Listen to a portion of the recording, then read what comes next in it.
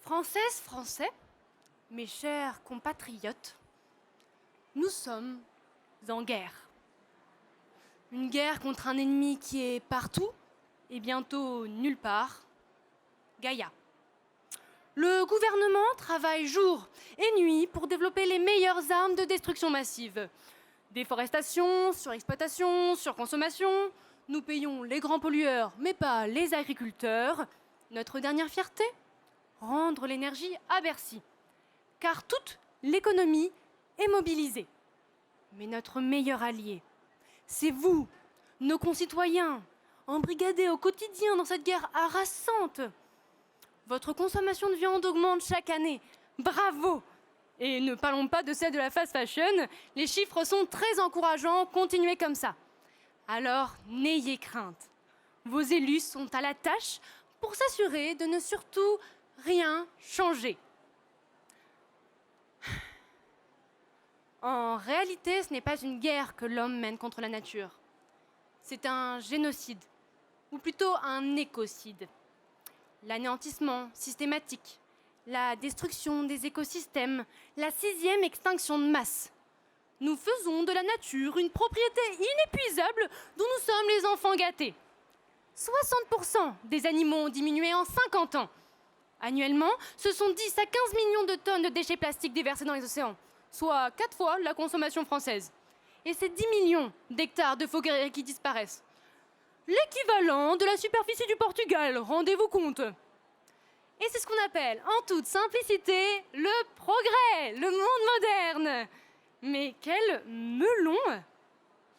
Là réside un très léger, tout petit, minuscule problème et qu'on oublie trop souvent. Non seulement de vous à moi, on ne fait clairement pas le poids face à la riposte prochaine de la Pachamama, sécheresse, montée des eaux et j'en passe. En plus, nous sommes totalement dépendants du cycle de l'eau, des abeilles, des éléments. Les détruire sur l'échelle de la stupidité, c'est vertigineux. Mais surtout, nous sommes la nature. Par ces combats, nous refoulons ce que nous sommes au plus profond de nous. Nous opposons nature et culture, respect et progrès, écologie et développement économique. Mais croit-on vraiment à la possibilité de se dissocier de ses racines ? On aura beau tenter de la dominer, de la contrôler, en la sabordant, la massacrant.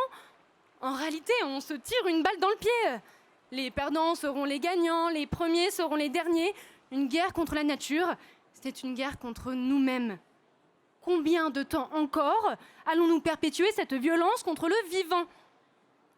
Je clame le cessez-le-feu. Rendons les armes, capitulons, changeons nos paradigmes, allons au-delà de ces dichotomies.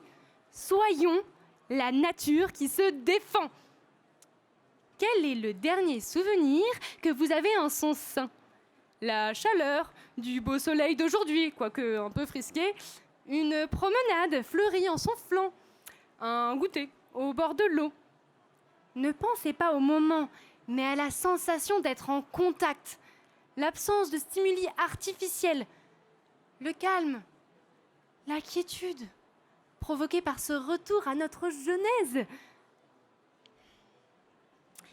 Chers êtres vivants, nous sommes en 2050 et après de longues années de conflits, l'homme a enterré la hache de guerre.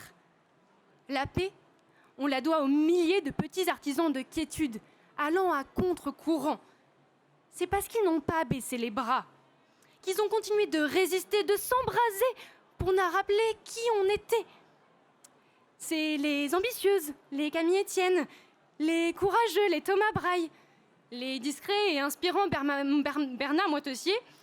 Et puis, il y a les poètes, Eugénie, Élise, Paul, Louison et Thomas, présents ce soir.